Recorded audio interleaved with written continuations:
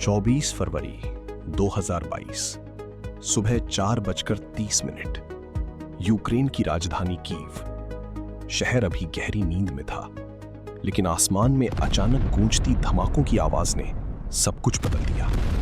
ये सिर्फ एक हमला नहीं था, बल्कि एक ऐसे गुप्त ऑपरेशन की शुरुआत थी जिसे दुनिया कभी पूरी तरह समझ नहीं पाएगी। सीमाओं के पार बैठा व्लादिमीर पुतिन पहले ही उस खेल की बिसात बिछा चुका था, जिसमें हर मोहरा एक खतरनाक मकसद के साथ आगे बढ़ रहा था। ये युद्ध केवल टैंकों और मिसाइलों का नहीं था, बल्कि उन साई में चल रहे मिशनों का था जो नक्शे पर दिखाई भी नहीं देते। कीव की सड़कों पर जब पहली बार टैंकों की गड़गड़ाहट सुनाई दी, उसी वक्त यूक्रेन के भीतर कुछ ऐसे एजेंट सक्रिय हो चुके थे जिनकी पहचान आज तक रहस्य बनी हुई है। ये लोग न तो सैनिकों की वर्दी में थे और न ही किसी देश के झंडे के साथ, लेकिन उनके हर कदम का असर सीधी युद्ध दिशा बदल रहा था।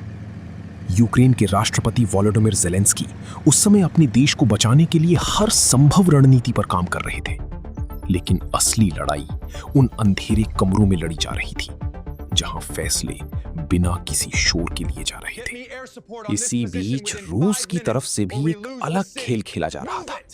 अंडरकवर एजेंट्स पहले ही यूक्रेन के कई अहम ठिकानों में घुस चुके थे। ये एजेंट्स ना सिर्फ जानकारी इकट्ठा कर रहे थे, बल्कि ऐसे हालात भी बना रहे थे जिससे यूक्रेन की रणनीति कमजोर पड़ जाए। हर एक कदम, हर एक संदेश और हर एक विस्फोट के पीछे एक गहरी साजिश छुपी हुई थी, जो धीरे धीरे इस युद्ध को और भी खतरनाक बना रही थी। इसी बीच रूस की तरफ से भी एक अलग खेल खेला जा रहा था। अंडरकवर एजेंट्स पहले ही यूक्रेन के कई अहम ठिकानों में घुस चुके थे।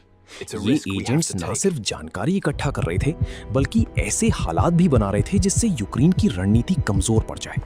हर एक कदम, हर एक संदेश। इस घटना के बाद दुनिया भर की खुफिया एजेंसियां सतर्क हो गईं। ये साफ हो चुका था कि ये युद्ध अब केवल सीमाओं तक सीमित नहीं रहा। इसमें ऐसी ताकतें शामिल हो चुकी थीं जो किसी भी वक्त इसे एक वैश्विक संघर्ष में बदल सकती थीं। उनकी बातचीत बाहर किसी को सुनाई नहीं दे रही थी, लेकिन उनके फैसले लाखों जिंदगियों को प्रभावित करने वाले थे। ये वही पल था जब दुनिया तीसरे विश्व युद्ध के सबसे करीब पहुंच चुकी थी। एक छोटी सी गलती, एक गलत कदम और सब कुछ खत्म हो सकता था। किसी पहचान के आगे बढ़ना। इसके अंदर बैठे लोग किसी देश के आधिकारिक सैनिक नहीं थे, लेकिन उनके पास ऐसे हथियार